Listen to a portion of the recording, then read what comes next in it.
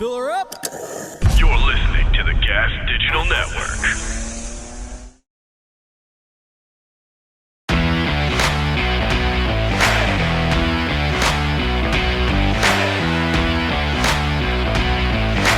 You're listening to Gas Digital Best of the Week.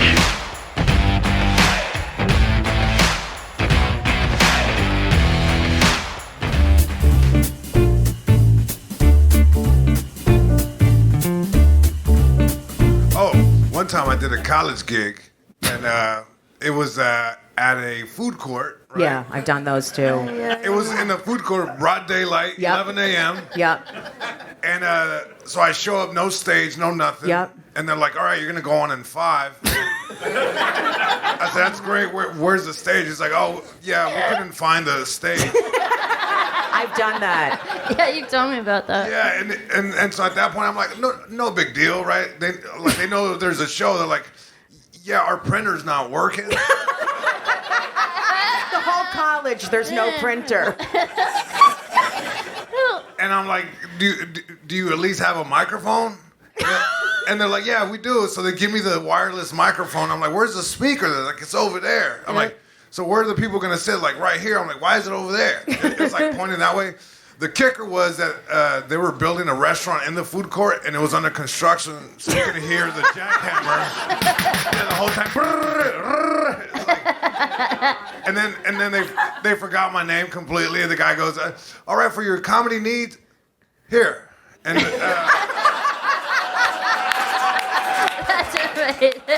I go up there and I start talking, and there were people upset that like there were some students that were like studying and eating.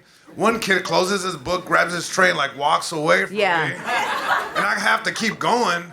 Right, you have to do the time. And I'm sweating. Like I had to do an hour. Yeah, you have to do an hour. I've done it. 20 minutes into it, I'm like sweating. Yep. Through my jean jacket. Me too. I've done it so many times. And I look back, and I'm like, I shrug. I'm like, no one's laughing. And the guy's like, you're doing good.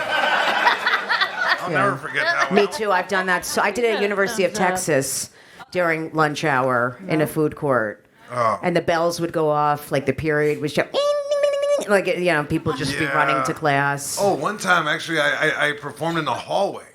Got worse. Yeah, it was a city college, and the class is let out, and there's people crisscrossing. So I could have told the same 5 minutes over and over again. I got a different crowd. I mean, so the other day, You know when you're, yeah, this doesn't matter. it was like an Inception / loop, like of hell and comedy. I don't know.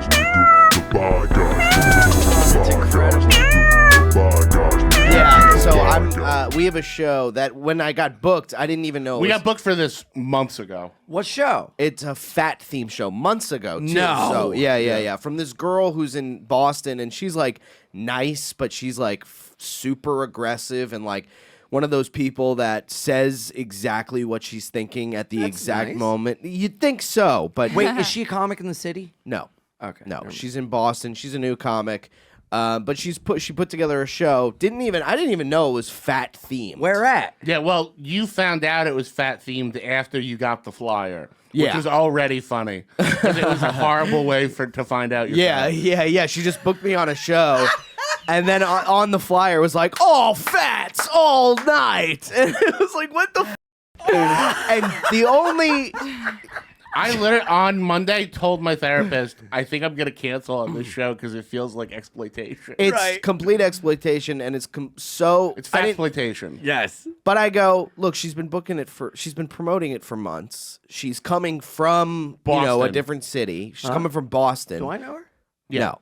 Oh, you do? Oh, You might. We'll talk after. so she's coming from Boston. I figure it's gonna be like a big show. Where was it at? Broadway Comedy Club. Ugh. Yeah, which That I'm was like, my other clue. Yep. Boo. Awful. So that I Awful. text you yesterday, and I'm like, hey, I think I'm going to bail on this. And you went, that's tonight? Yeah, And I didn't went, even know it was that. I didn't have it in my calendar or anything. And I was like, okay. And I was like, I'm going to do this because for sure it's going to happen and there's going to be a good show. It didn't even occur to me. Well, you that also said, I have new bits and I want money. Yeah. And she didn't pay me. And Wait, you showed up and it didn't happen. No. I showed up and it happened. She's hammered. They have a host go up. I guess they do this at Broadway, but they have a host go up and not a host, a comic go up for like 2 minutes and bring up the host. And this guy did jokes coming up. So it was like a pre-host host. Downstairs or upstairs? Downstairs. There's 7 people in the audience. He goes, I mean, it's one of those where I look at myself and I'm like, what the fuck am I? Why would I do this? How much was it Why pay? did I do this? I thought I was getting paid because she said, obviously, we're all getting paid. And then I text, well, let me say, so the pre-host host goes up. He's a fat guy, does all of the hackiest fat material you can, that you Had can in your think. notebook? You go, Oh. that I had in my, I'm like scratching up. I'm By the way, I'm going after through he, it. I knew I had to close, and I went, people are going to do half my shit. Yeah, exactly. I'm going through I'm it not next creative. and Y'all have a fucking fat person? You know what that's like? Yo, we got the jigglies. she immediately comes up to me, and she's like, this club is fucking us, dude, blah blah blah. I'm so hammered too, and I've never hosted before. She's saying all of this.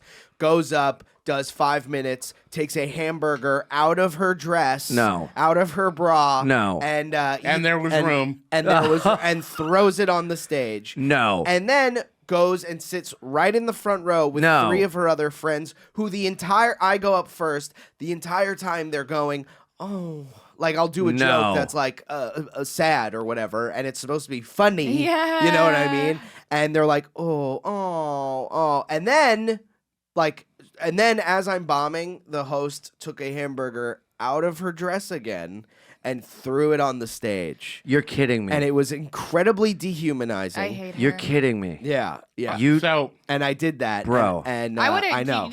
You could have walked off at that. This stage. is an Oh, intervention. hamburger. I know, dude. I don't know why And I'm you didn't doing get. these. I would have not left without my pay.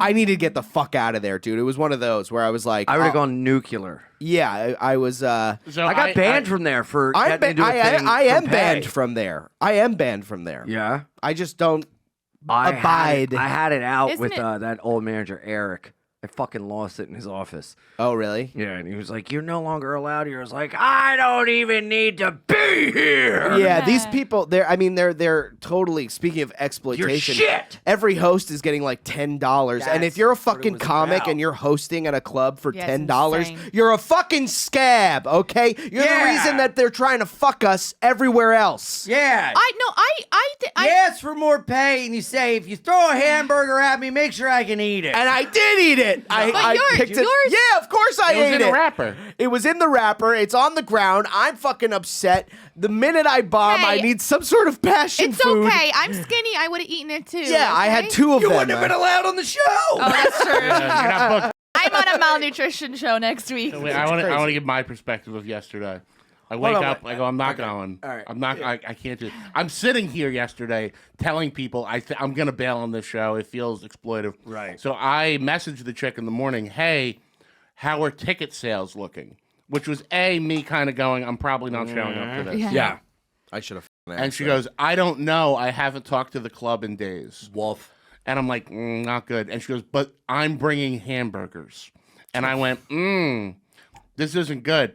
And then I text her, hey, I'm thinking about leaving. I live far away, and if there's not going to be people there, I'm probably not going to come. And she's like, we'll have fun without you, LOL, but I'm bringing hamburgers. And I'm like, this... Sounds like a hunter. It's so dehumanizing. trying to- She like brings you up. She's like, this guy, he's actually, he's not that fat, but he's still pretty fat. Anyway, You're kidding me. I'm not kidding you, dude. It's incredibly I think I was dehumanizing. closing because I was the fattest. That is what it was. What, they went in order of fats? I think so, yeah. I would do a reverse Dave Chappelle. I would run off the stage and tackle them. And you would break your neck. Yeah.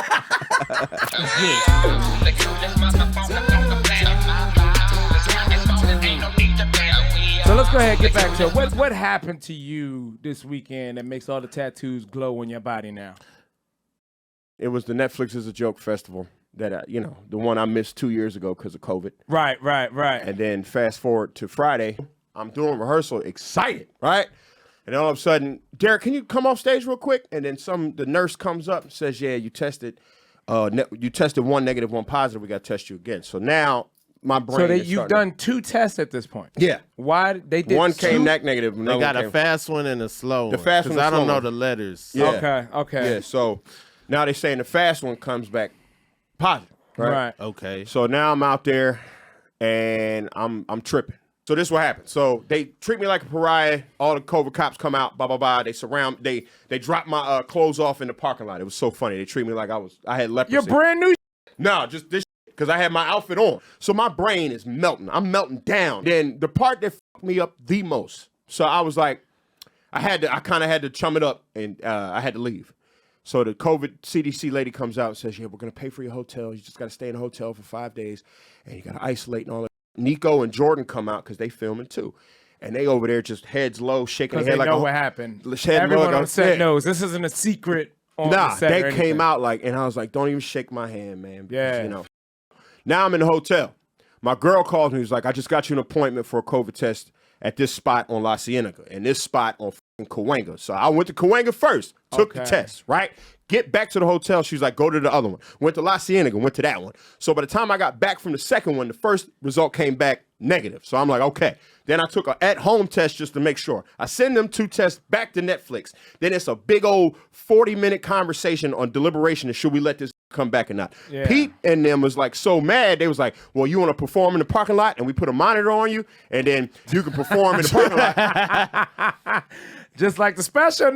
And I'm like, no. And I said, yeah, because I was desperate, but it didn't happen because legal came in and all the Netflix got their own doctors like, put him in the room. Yeah. So now I'm sitting in the room with all these negative COVID tests, watching the time go by, 7 o'clock show. Now it's 8:15. I'm like, damn. And then the 10 o'clock show, now it's 11:15. I'm still just laying in the room, f***ed up. I ain't never been this sad before in my life. Right. So I'm crying down Hollywood Boulevard. Right. That's a cliche. That's like, yeah, you wasn't the only one. You wasn't the only one crying on Hollywood Boulevard. I got Burberry shades on, crying down Hollywood Boulevard. Now that might have been unique. That might have been unique. That is a music video right there. That is in the night, Pete. Not a rap video either. Off-white, Palm Angels, Burberry shades, crying in my Burberry shades. Wow. Right, walking back to the hotel. That is art right there. Holy crying in my Burberry shades. Crying in my Burberry shades. That's not the name of your next album? Yeah. Oh, yeah. That's probably what's going to be crying in my Burberry shades. But, man, I just couldn't stand that place no more. And I don't think I'm really going back. I'm going to blow up from New York. I promise you I'm going to blow up from New York. Yeah. Because L.A. has wrung me out. Every time I've been to that city, something has happened. And this one was the one that broke the camel's back. Yeah. And when I couldn't talk to nobody because I couldn't even be funny. I'm like, I'm in a joke festival and I can't even conjure up a joke. I couldn't call none of y'all. I'm like, I don't want to hear my.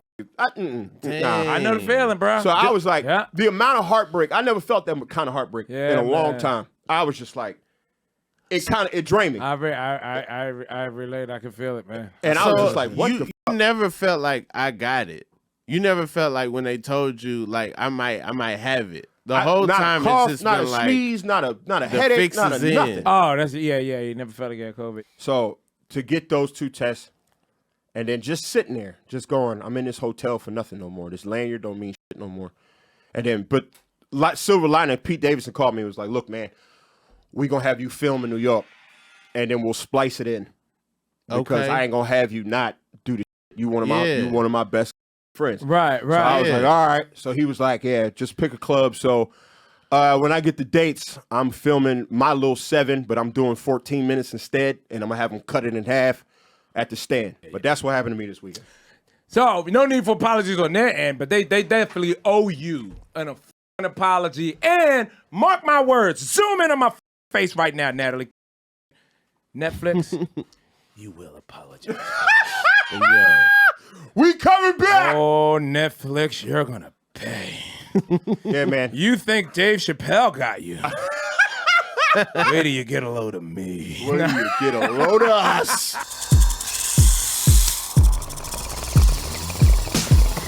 What up, motherfuckers? It's the Real Podcast. do we want to talk about Dave Chappelle being attacked on stage? They busted the guy's arm. They f***ed him up. That guy got f***ed up, Lewis. You can't rush a black comic on stage. He's bleeding from everywhere that can bleed. Yeah, nose, eye, head. Is he dressed in like his Jerry curl? Looks like Hot he threw Topic up on himself. 2000? Those are bondage pants. Those pants, yeah. You're And right, then dude. he's got Big J gloves on. Oh, let me see him. Oh, look, he was trying. At first, he looked cool and black. And No. Those are trendy pants. Actually, this is not as crazy of a person as I think. Those He's are wearing, Vans. Those are in again, right? I think that his outfit is trendy, and those are cool shoes. And those. He's wearing a Hollywood shirt. Was he Hollywood. simply acting the way blacks act when they're offended by something? Why is this movie speaking so loud? I mean, do you think he was offended? It's probably a good joke. I thought it was like almost. He got in the way. Yeah. It was a good joke, and he went to run around, and then he was in the way. He just bumped into Chappelle by accident. I'm sorry, man. That was just so good. I was running like I was on fire. You know, Oh, Lord. Tonight at 10. He didn't. Oh, no, You go off. Say it again, King. Say it again. Tonight at 10, Dave Chappelle regrets trying magic.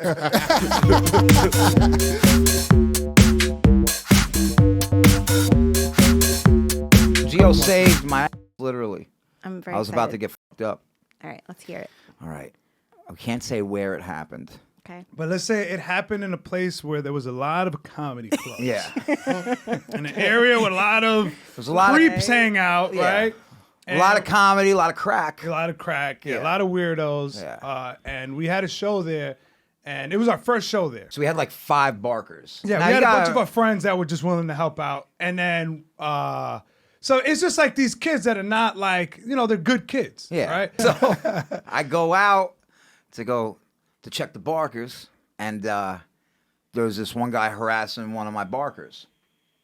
Like bad, like he's got a spray bottle in his hand. He's like, "You want to get sprayed? You want to get sprayed?" And I'm looking at the guy. I'm like, this guy ain't homeless. You know what I mean? Like he's dressed decent. He looked like healthy, but I was like, this is bad, crazy, right? And the barker was scared. He was nervous to like turn around. So I like got in between him. I'm like, "Yo, chill, just walk." And the kid was like, "I'm scared to turn around." I was like, "I'll turn around. If he does anything, like I will intercept him." So. He leaves, and then a couple other comics walk up, and we're talking to him like, "Hey, what's going on?" And I was like, "Yeah, this jerk off over here, just with one of the guys." And then now this guy gets on a bike, right? One of those expensive yeah, e-bikes, those this electric bikes. expensive, like $1,000. The crazy guy. The crazy Yeah, guy, crazy guy. right? And he rides by me and the people that I'm talking to, and he spits towards us. So in my head, I'm like, all right, that's strike motherfucking one right there. Right? And then he rides by again and goes, and I'm like, all right, you're about to check all the boxes, And then I walk away from them. Now I'm going to help bark because nobody's really doing anything. So I go down to the other corner, and he starts going by me with the bike and going back and forth. And he starts talking. And I'm like, in my head, I'm like, listen, it's been so long since, because I haven't gotten a fight in years, right? And, I shouldn't want to, participate in street violence, you know what I mean? Because it got me in a lot of trouble when I was younger. So I'm like, all right, just walk away. And the first time I walked away, I was like, oh, man, you should be so proud of yourself. You've grown so much. And then he Fast forward to a couple hold on, minutes. wait. Fast forward to a couple minutes. No, because this is where I start paying attention. Because this all happened and they just told me. Yeah. But then after the guy rides by on the bicycle, he's down like, I say about like 100 So feet I away go around from the us. whole Yeah. block, and I come back to where Gio is. Yeah. Like this guy, kept bothering me from corner to corner. All right, you go. Yeah, so then I hear the guy just starts yelling, and I'm like, I'm thinking this is some crazy person, and I'm like, everybody stops, and I'm like, what the fuck is going on? And then he just yells out, he's like, I'm talking to you, you piece of shit, you. And then you see Derek like, yo, I'm gonna fuck this guy up, And then I was like, nah, chill, bro, he's just yelling randomly. He's like, I'm talking to you in the red hoodie, you short motherfucker. That's what And then Derek you see Derek just chase right after him. So at this point, I'm running after Derek. So I'm like, all right, I'm either going to stop him or jump in. If I get there too late, I'm going to have to jump in. But he runs up and then he just karate kicks. Like, you know when those dudes do the kick flip on the skateboard? That's what he did. He just jumped in the air. I can't believe I did that. And kicked him. And then they just both fell to the floor. And the guy, he's like a little younger than him, a little bigger. He starts getting up and he gets on top of him. He was getting up quicker than me, yeah. And I was right. That's when I start getting in. I just start punching him in the back of the head. Yeah. And he gets up and he's just like trying to stumble away. And then this other comic that was there kicks him in the back. And then that's when he just runs into this building. He's like, you got it. That's it. I'm done. Yo, still, chill. Comes out. After he says all that shit. No. Hold on. He comes out. He's like, yo, fuck it, you guys got it. Comes back out and he's like, come on, give me my phone back. I was like, yo, nobody got your phone. But I remember it was on the floor. This is good thinking by Gio. So I see the phone and I was just like, yo, who took his phone? I'm like, give him back his phone. Because I'm like, I'm not going to add robbery to gang assault, you know? So I'm like, you know what I mean? Let's give him back his phone. So we give him back and he throws it on the floor. He's like, here's your phone. Yeah. And then he's like, where's my glove? It's on the floor. He kicks it over to him. He picks up the glove. He's like, you had to jump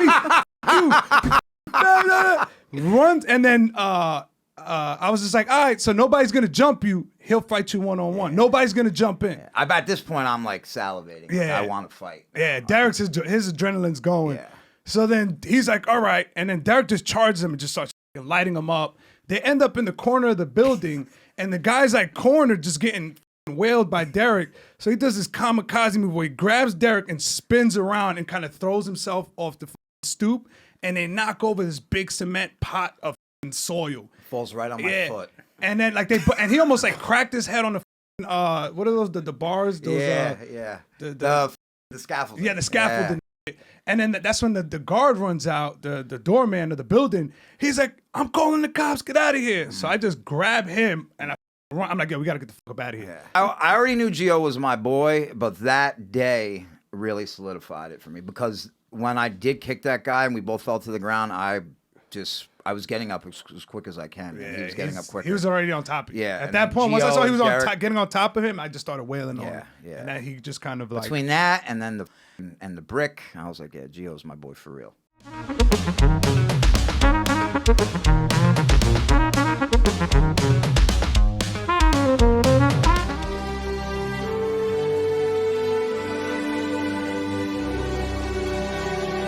There has been a long list of comics who are household names, and our guest today is amongst that litany. He started from humble beginnings, raised himself up into one of the top comics in a very competitive scene. Please welcome Doug Bell. Now, when Ring My Bell does drop, that first night, where do you watch the premiere? Who is with you? I'm in a bar. And there's a bunch of people sitting around, and I go, I don't know about you people, but I'd like to watch some television.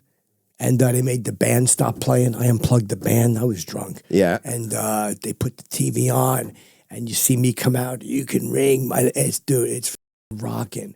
And now one of the bikers there took a full beer stein and threw it through the television. I was so angry. I was like, "What I do?" He's lucky I didn't say something. There was only one TV in the whole bar. Yeah, it was a little tuber. Right. Up in the corner. And I didn't realize that all these guys were like motorcycle riders. And he took a big beer stein and he threw it right through the TV. They get upset. Yeah, they did. So you didn't get to watch the show. And this was when you would have to video record on a cassette if you wanted to watch it again. Yeah, so I was steamed like a vegetable, believe me. You were really upset. Oh, man, I went out in a lot and I was like, that guy's so lucky, man. Yeah. I bet Bell's got like a cool-off button. Do you believe in violence, or do you think that you should always be able to stop a situation with comedy? You should be able to joke your way out of it. Because if I go, believe me, if I get crazy, forget it. There was no coming back. I'll start throwing rocks. I'll start like kicking dirt and stuff. Like, you ever see Billy Martin for the Yankees? Yeah. I relate to that. Kicking dirt and throwing rocks. Yeah, just kick dirt on people.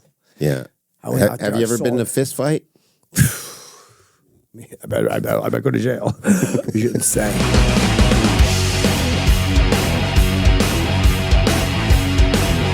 You know what I think is very interesting too, because we're like how we're talking about how Dana White has, and I'm shocked that Teddy Atlas I always thought would be great to do what Dana is doing for MMA. If Teddy looked after the fighters and farmed them, right, and brings them up, and takes care of them and makes sure, financially and lets them, educates them on how not to end up broke and everything like that. So, but what I'm saying is like, whereas Teddy is the Dana White of boxing. Yeah. No, because and boxing, if you really think about it, is pretty crazy because it's not like you start off boxing and there's leagues. Yeah, right. I'm just saying back when Jack Dempsey was boxing and Jack Johnson and it's almost kind of like you just end up there. Yeah. I'm just saying there's not, Mike was in the Golden Gloves and they all have the Golden Gloves. You have it, but it is kind of a weird thing how you end up in boxing. Like I don't think a lot of parents are going to you'd rather put your kid in baseball, golf, or something like that before you end up getting punched in the Most face. kids are probably fighting though. When you talk to a lot of fighters, a lot of those kids were fighting. They were just tough kids, and like you have to because it's very very. There are some rich kids that will get into it, like because they like the sport of it, especially MMA because you can train MMA. Yeah. But with boxing, it was mostly look at so many guys from Philadelphia, Larry Holmes. And Sonny Liston, those guys all come from really tough neighborhoods. Yeah. And then you end up. That's really where I guess a lot of the older ones came from. But what I'm saying is kind of a weird thing. Like how you have Little League, Pop Warner, then you have basketball. Like little like youth. Yeah, exactly. Yeah, it's not. Boxing isn't something where you start it. You want to get your kid there when he's 6 years old in boxing. Yeah, right. You might want him to take karate classes, because of the exercise and everything like that. Yeah, but not many parents are putting their kids in. They won't even put them in football anymore. Right, because of the head trauma. Yeah, that's what I'm saying. So boxing would be way down on that list. Yeah, as a parent. Jiu-jitsu. A lot of them are jiu-jitsu because you're not taking headshots. It's great defense. It's it's healthy. I should have taken it, but I'm lazy and I have meant. No, but I was going to comment. They're very lovely. I appreciate that very kindly. Thank you. Ladies and gentlemen, your host for the House of Hardcore podcast, Tommy Dreamer. I'll tell you this. I use you when I do seminars, and I tell people this because it happened by chance. We're talking about Rich Swann, and when it was my 50th birthday, everything falls into the right place, right time. Yeah. And we're just all BSing, talking smack. And I was just like, hey, I'm getting a title shot.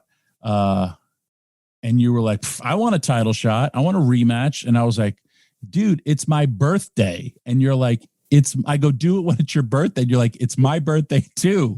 And I was like, wait, what? And the day I got my title shot, it was your 25th birthday, correct? Yes. And it was my 50th birthday. And I was just like, ooh, just better keep quiet on that one. I don't want to lose my title shot. But that's where wrestlers need to talk to creative and either give them ideas or be like, hey, just so you know, when this taping happens, this is this day, or this is my, you recently came up to me and were like, hey, I want to, Kenny King was my trainer. Yes. And you were in a match with him. And I was just like, wait, what? And you were like, this is the first time we're ever doing anything in the ring. Yeah, and so I literally start texting as you're going to the ring to our announcers, Tom and Matt, and be like, yo, you need to put this over because this is the first time ever. Yeah. And that is so, so important. But I use you in seminars. I was like, guys, when you are there, and I would say this to the talent when I was running the developmental system, it's, hey, I will hold your hand once you get brought up to the main roster, but then I can't help you. And you're swimming with sharks. It's up to you to keep yourself, in the mix. And little things like that keep you in the mix because I don't know when your birthday was. You're the only person whose birthday I know it is because we have that same birthday. But it is, the boys need to tell creative or give them these type of ideas because then guess what? Something happens for you. Yes. So you are my go-to to talk to tell people to talk to creative. Those mouths don't get fed. It's Yo MMA Rap with Chris J. Gomez and Dave Smith. Look, this past Saturday night, we did have UFC on ESPN, something or other number. I don't know if you guys saw, but It's a fun event. I was once again featured on the during the main event. They took my little tweet. Oh, really? Oh, yeah. Oh, that's cool. Oh, yeah. Try to find that, Vic, and send it over because I was featured, and it was I do this thing now. And people call me out on it. They're like, Lewis is such a. He makes me. It's cringy. I will admit. I'm the first person to admit it is cringy as. What I will do is I will tweet a G-rated tweet to try to get the UFC, knowing that the UFC will be like more likely to post, because usually I'm just like making horrible jokes, but I throw some G-rated ones in there. And Dave, when you read the G-rated tweet that actually got on the air, oh boy, I think I retweeted. If you guys go to my Twitter, you guys can probably pull it up. It's gonna make you angry because this is not the way I talk. These gentlemen are having an exhilarating competition. Hashtag Black Lives Matter. just playing the game. This is quite the pace. Hashtag stand with Ukraine. Just whatever's going to get you through. I was not what'll get you on the UFC at all. Do you guys have the tweet? It's from this weekend? Yeah, this past weekend. Oh, there it is right there. Go ahead, Dave, read it. It's very small. I can't. Crazy pace in the fight. It's got to make. I said crazy pace in this fight. Thanks. You suck.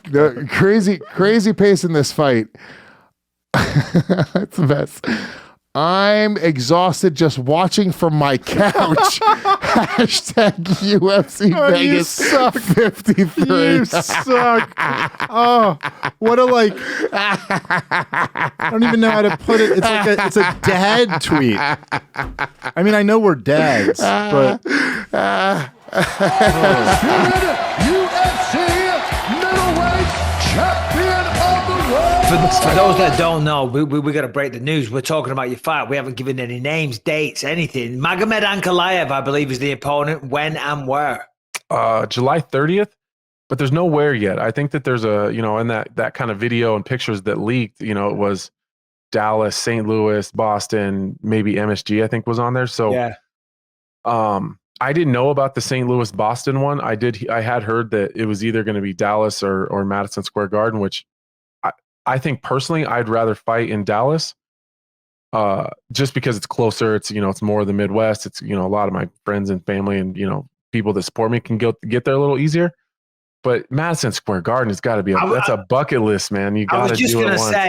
I was gonna say, is there not a little part of you that thinks, yes, okay, the family can come, the friends, they can annoy me, they can ask for tickets, they can drive me crazy all week. But Madison Square Garden, absolutely iconic arena, and not to mention that the annoying friends won't be there, and BYM comes to MSG, we will be there, buddy. We will be there. See, that would be good. I do in my mind think like, oh, I got plenty of time to fight at MSG, but like, if you have a chance, you got to jump on that because you never actually know. So I just think that there's a couple arenas that I've always kind of had on my bucket list.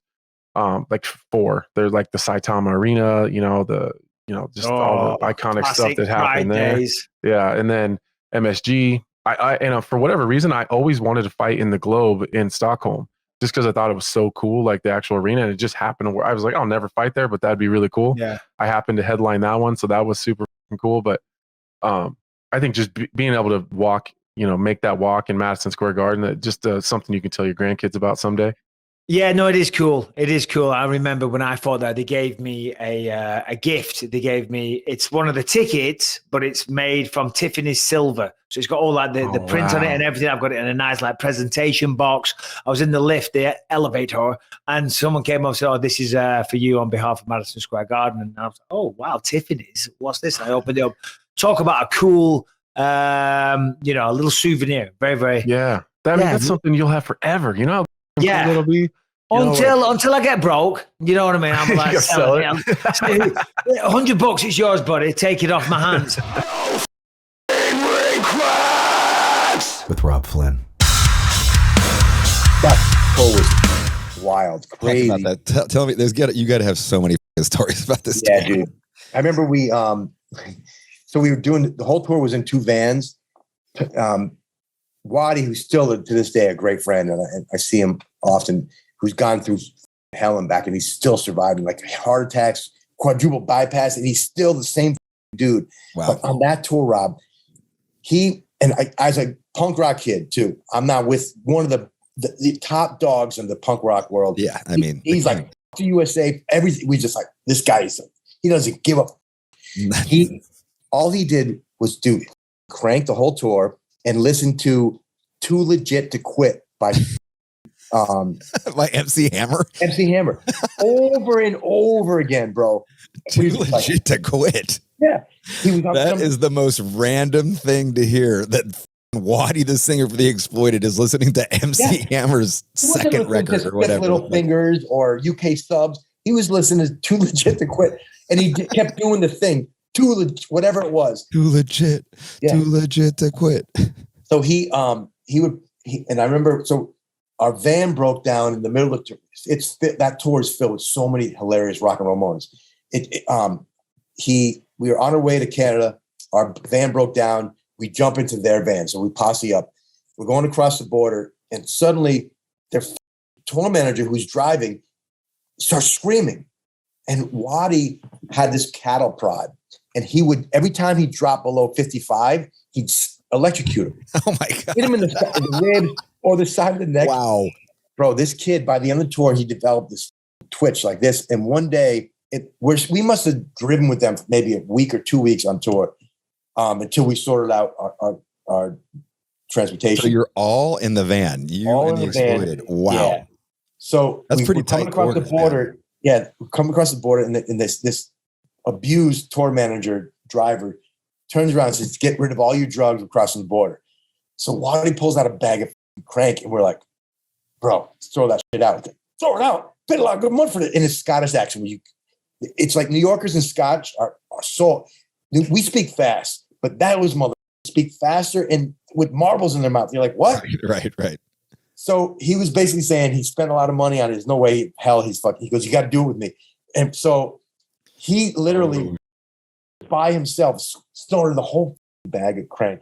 Wow. And it set it off. It was like straight through from that and the rest of the tour. One time he opens the door to the van, maces everybody in the van, and then closes it, locks it. We couldn't get out. It was hotels, trash, we threw a TV out the window in a mattress. And then split town because that's going to cost you money. So we had to leave. That was when hotels, they didn't require you to put a credit card. You know, Right. I think because of what we all did coming up, both of our bands, made it so new bands have to use a credit card before you can get a hotel room.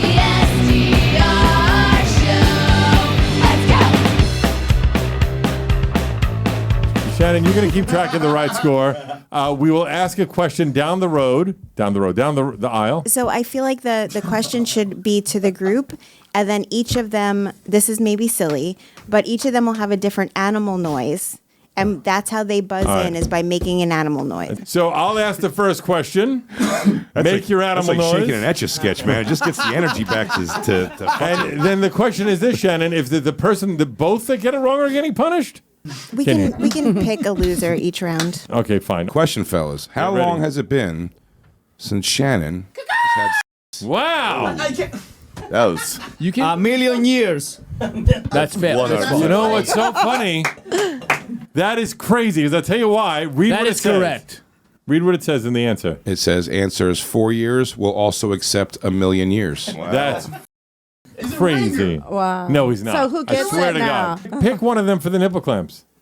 This guy over here. Oh, no. Dylan. Yeah, he's a huge fan of the show. He knows the show. Yeah. Get a quick motorboat in there Dude, while you're there, Dylan. You're already like emo, dude. Oh, don't emos love nip clamps?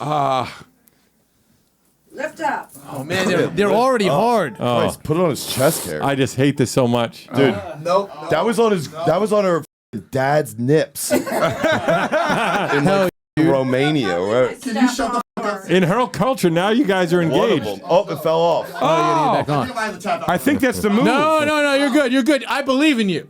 Oh. I think the move with nipple clamps, I think Yeah, it look is. at her huge, giant hugers. Yeah, look at her, dude. If that doesn't take Look at her away giant, dude. Pull it. Oh, look at those things.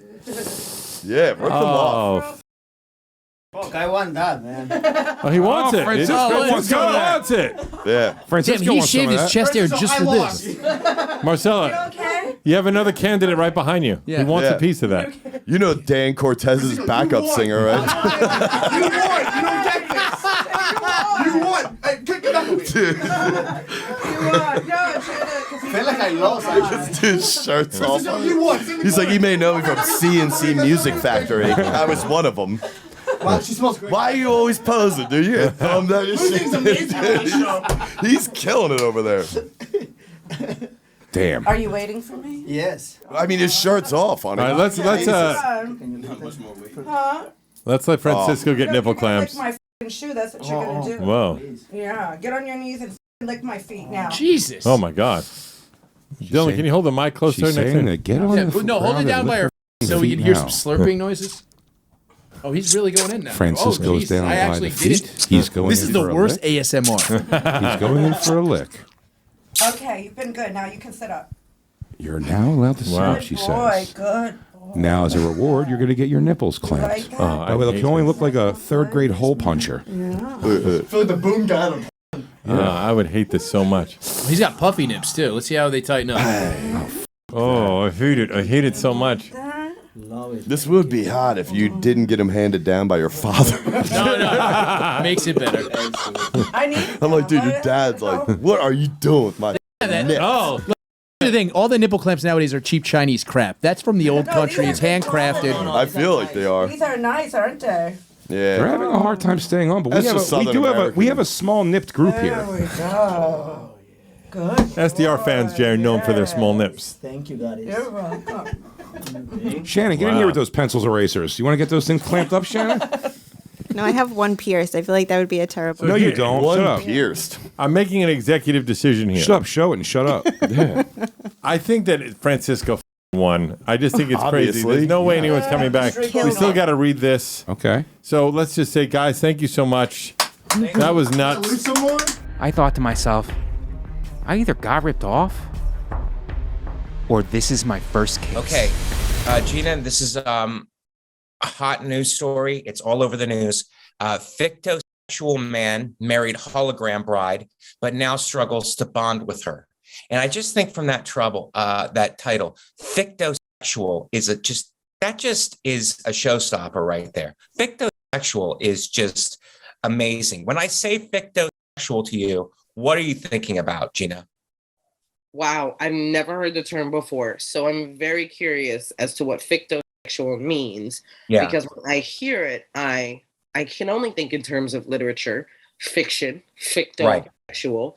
Right. Perhaps I'm guessing at this, someone who is either attracted to or maybe themselves considers themselves like attracted to a character in either a fiction, a piece of fiction from literature, or perhaps in this case, pop singer, computer synthesized pop singer. So I'm guessing it's someone attracted to a fictitious character. Do you think somebody in a fictosexual relationship, because it's fiction, is not that serious versus somebody who's in a non-fictosexual relationship, nonfiction, that's more serious. They're more serious about the relationship than a fictosexual. Fictosexual is just like, let's just have fun. This is all made up. Let's just have fun. But non-fictosexual, which is at the other end of the bookstore, like it's serious. Like I'm looking for a future with this person. Do you think that factors in, Gina? Are you speaking of like a true crime sexual, or like somebody who concentrates on another genre, or just a regular human being? I mean, that's a good point, because we could just go through the bookstore: fictosexual, non-fictosexual, true crime sexual. What are the other? Like all these different options. I do think a fictosexual is maybe looking for just a fun time, like somebody to just hang out with, so they can, move on from character to character. They seem a bit polyamorous, from what I'm right. Polyamorous, which is something we're very accepting on this podcast. As you should be.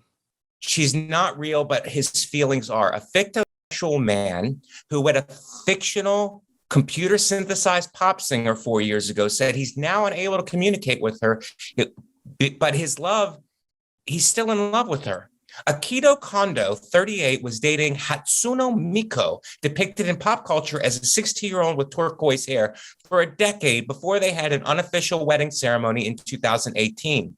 Kondo, one of many who identifies as fictosexual or someone who is attracted to fictional characters, spent 2 million yen, or about $17,300 on the nuptials, but his family did not attend. Now married for 4 years, Kondo, 38, said his relationship has a roadblock. He can no longer speak with Miku due to a technological hurdle, according to a Japanese newspaper, Manchi. I think that if there he is with her, can you see this, Gina? Wow. It's like, and she looks really kind of young, which I don't know if Very I support uncomfortable with that. how young she looks. It's really frightening how inappropriate this is. It's just getting more and more and more bizarre and inappropriate. Well, I mean, that brings us to our next point. What about a fictosexual divorce? That could get messy. That could get messy in the world of cyber stalking and the world of cyber bullying. Who's to say? Does she deserve, Gina, does she deserve half the gigabytes? She deserves half the gigabytes. Let's be real. That's what's fair. And that's your born killers, Legion of Skanks. Welcome to the class. So what is the game? So there's an app on, or it's like a filter on, it's probably on TikTok, but it's on Reels, and I see it a lot, very often. And it'll say something else, and then you have to read it, and you have to figure out what it says. I know what you mean. Yeah. You know what it is? Sure. I'm not familiar. So it's like reading a vanity license plate. Okay. Does that make sense? You have to Like say a it long out loud. vanity license plate. Dave should do the first one because he doesn't know what it is.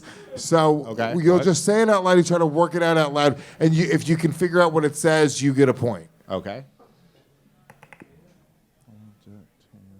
Okay, so read it out loud. Olive debt, tase, dove, comb. Olive debt. Say it out loud. Olive debt, tase, dove, comb. I'm not sure. What am I trying to do here? Figure out what it actually says. That makes sense. It's just it's spelled weird. Wait, the words are spelled or they're out of place? No. So essentially, it's a phrase that is not those words, but it's going to sound like that. Olive debt, tase, dove, comb. Can you give us the answer to this I one? love that something. I love come home. I love that. The taste of cum. Yeah. I love the taste of cum. I get it now. Yeah. It's not bad. It's worked better than I thought it would. 1 point for Lewis. Hell yeah. All right, so try one for Yannis. Yannis can work it out. Go ahead. Gazer and a bob in Asian. Gazer and a bob in Asian. I love the people that are figuring it out. Gayer, then in gayer, and bob in Asian. Gayer, it's definitely gayer. And No, gay. Yeah, it's definitely gay. No, gazer. Gazer and Gazer and a bob in Asian. Gay. I got it. I got it. Gay. I got it. Gays are an abomination. Okay.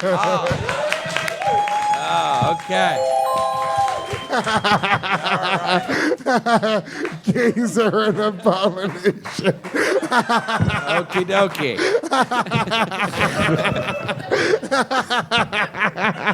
Lewis really loves it. I love it. I came up with this idea this morning, and it's the best idea ever. Lewis texted us where I was in LA at 4 a.m. my time. He was excited. He was stoked. That was a good one. Pull another one. Get Yannis. A doll, fiddler, handsome goat, tie deers. Adolf Hitler. Adolf Hitler. Handsome. Good ideas. Had some good ideas. Adolf Hitler had some good ideas. Yeah. Imagine there was a Nazi. Dude, Lewis hasn't been this happy in 15 years. Yeah. Oh, good. Icon make mice is terse court. Icon make mice is terse court. I can make I can make my sister squirt. I can make my sister squirt. Yeah.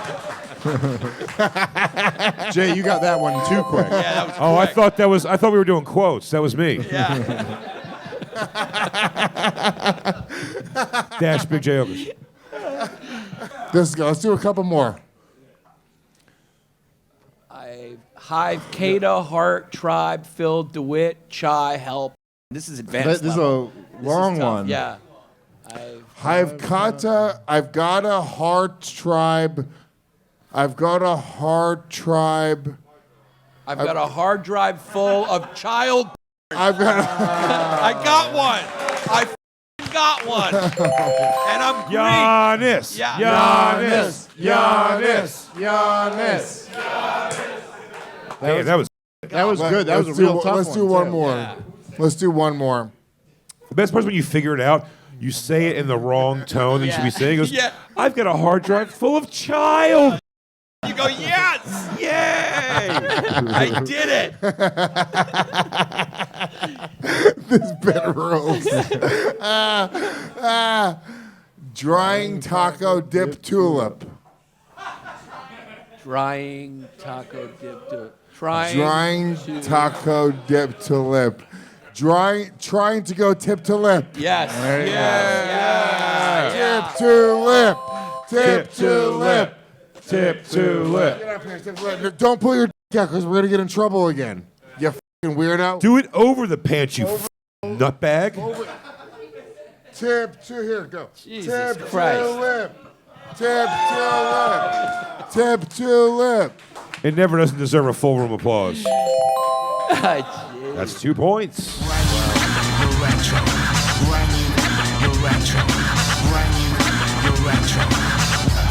I'd rather pay for one of the Scamcore shirts we were talking about a few weeks back. So this is the segue. Oh, So yeah, we were. So when you sent me this, it reminded me of it. So I was watching the WeWork TV show. I watched the WeWork documentary. So there was like one scene where it was the WeWork summer camp. That was like their big corporate retreat party, etc. And there were like a bunch of like WeWork T-shirts. And I was like, kind of want a WeWork T-shirt to just wear that shit ironically because I think it'd be funny. This Doc's hot right now, you know. I was like looking up WeWork shit on eBay, and people like old employees are like selling their fucking WeWork, and it's like $75, much like this Capcom 2 T-shirt, for like an old school authentic. But that's a better buy, in my opinion. Is it? Yes. And then once I found that, I kept going bouncing around eBay, and then I was like, what other? Because like it's hot right now, like scam companies and con artists are just like a thing in documentary TV and filmmaking right now. I tried to buy a powdered wig from the International Whaling Company. And then I looked up Firefest. Like, did Firefest have merch? Obviously they did. Definitely. I found a Firefest. It was like a rain jacket for like $300. Got it here. Is it worth it? Kind of. I think all of that stuff is like worth it. That's hilarious to own, like authentic. So on this eBay search, this conversation with Chris, I came up with the new hot shit would be Scamcore, in clothing or a look or a style or whatever. So you're just rocking Firefest, you're rocking WeWork, you're rocking Theranos. I found a Theranos polo shirt for like $60. I was like, do I buy this? Damn, $60. Dude, I found a ton of Vioxx pens while we were talking, like pens and like calendars and stuff. And I was like, damn, I should buy all these Vioxx pens and just hand them out at shows. It's super funny. What was vintage shit back in the day? With Dude, the we're vitamins? inventing a whole new style. Scamcore is what's up. Bro, I know. Dude, 3-card Monty life. Hell yeah. That'd be a nice shirt, Yeah, well, actually. dude, if you order 3 Scamcore shirts from us, you get a 3-card Monty table for free. Producers, you need to start an Instagram page called Scamcore at Scamcore, and we're gonna start selling limited edition Theranos gear, Firefest, Lehman Brothers. Now let's see. Enron. Get some. Yeah, Enron's got to be the holy grail. Is there any Enron gear? Yo, that's a baller shirt. That's a hand shirt. If you're gonna be a douche, be an ironic. Yeah, that $60 ain't bad. And it's a Haze. $60 is a good. What's hot? XL too? Damn. Oh, it's a worn one too. I like that. Oh man, it's gonna smell like failure. Why don't you do one of those I saw shirts where you put all of those brands on just one thing? Johnny, that's actually a fantastic idea. We get a Letterman jacket, Yeah. but we just throw all the companies on there. Oh, like a That racing works? jacket? Yes, No, like those exactly. like those NBA jackets that came out with Yeah, all yeah. the teams. That's the play. That's it. Save some money right That's there. the play. Dude, you charge For real. you should charge $1,000 for that jacket. What goes on there? Theranos, Firefest, Magnesis, Purdue Pharma, Purdue Lehman Pharma, Brothers. Lehman Brothers, Enron. Who were I the think guys? Tyco failed, I think, right? Who were the guys who got cucked by GME? Oh, Bain Capital? Bain Capital. Yeah. I thought they were still around though. Doesn't matter. WeWork's got to go on there. Yeah, WeWork's got to go on there. Look, it could be a windbreaker. And yeah, Windbreaker would definitely be it with patches on it. because it's most of them from that No, it's got to Windbreaker be. era. It's got to be a varsity. Come on, Nah, dude, Windbreaker, dog. You need that. Screams failure right You now. need the leather sleeves on that. You know what I mean? Because only the real good scam companies get on the sleeve. You know what I mean? And they'll just throw on Schwab banking too, because that's my shit right there. That's the homie.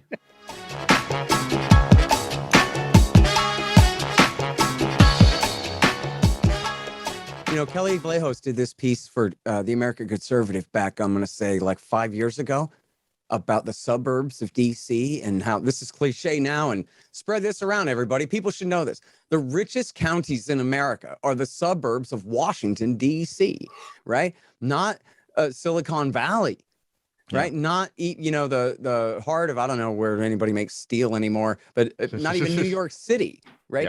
Yeah. It's government contractors, government salary takers, and government contractors. And Kelly wrote this article about how they were bulldozing entire neighborhoods of nice 2-story middle-class homes from the 80s and building McMansions on them, on the land. Like they're bulldozing perfectly good houses. Like not decrepit old, man, these need to be condemned. We need to try a different development program here or something. They're like just buying people out, tearing down, perfectly nice neighborhood to build gianter houses on fewer plots of land in the same area. And all this is just money that they stole from us in the name of freeing the people of Iraq, right? And then that money went back into the bank accounts of these scum. And just... yeah, boy, again, tell them once economic anxiety is just code for racism. And these people, like 99% of them white, will be like, yeah, exactly. That's what it is. Because they don't want to admit for a minute that, yeah, well, actually, every check I've cashed for 20 years has been a government check. Yeah. Or my Well, and company also that in paid their- me got it from the national government in order to consult a weapons manufacturer for how to kill Iraqis better. And that's how we bought our mansion. And that's how we sent our daughters to college. They don't want to admit that they are the single worst thing about America, that they are the enemies of the nation of America. They think they're our Praetorian Guard. They're here to protect us from the dangerous world out there, Dave. When they are the greatest enemy, and they'll never admit it. If you waterboarded them, if you electrocuted them believe like it. an Iraqi, they'd still never admit it. No, because they'd pass a lie detector test. And it's kind of true in their worlds. I mean, like if you grow up in these, like, the 10 of the 13 richest counties in the country that are all outside Washington, D.C., and you go to these elite private schools and your world is completely white. I mean, they have like some token diversity or something like that, but it's like 95% white. And they go, yeah, white people are privileged. Everyone white I know is privileged. It's like it's true in their world. And just what they know of black people is kind of like what they see in hip hop videos or something like that. It's like, yeah, I don't know. They seem pretty oppressed. We're pretty privileged. And that, like, it's almost true to them. But if you want to, I mean, this is the number that I try to bring up a lot. I was talking about this in the speeches I was giving around the country at LP events. But this is according to the Federal Reserve. And the Federal Reserve is actually very good at this. I mean, they're an evil institution, but in terms of keeping data, they're very good at that. And according to the Federal Reserve, between the year 2007 and 2010, the average American net worth decreased by 40%. 40% of American wealth evaporated. It didn't really evaporate. It was transferred, right, from like the regular class to the elite class. And now a decent amount of that came back, but it came back through reinflating the bubble and kind of you collecting the crumbs while these people got rich and became millionaires. And I mean, you want to talk about economic anxiety. I mean, look, I've never been through anything like that before. And I was kind of a young person in those days. But I mean, just imagine being like a family of 4, a family of 5, and having 40% of your net worth evaporate. I mean, this is like something that this will profoundly affect the way you are for the rest of your life, even if you got it back. And they didn't really get all of it back. They didn't really participate in the recovery. But even if you got it back, just the fact that you could lose that all so quickly, like, is something that will, you want to talk about anxiety. I mean, this is like something that will change somebody psychologically. Like, whoa, we really need to have somebody in here who's looking to protect me. What a shocker that the guy who said, I'm going to bring your jobs back and win for you, was appealing to many of these people. Many of these same people who Obama was appealing to.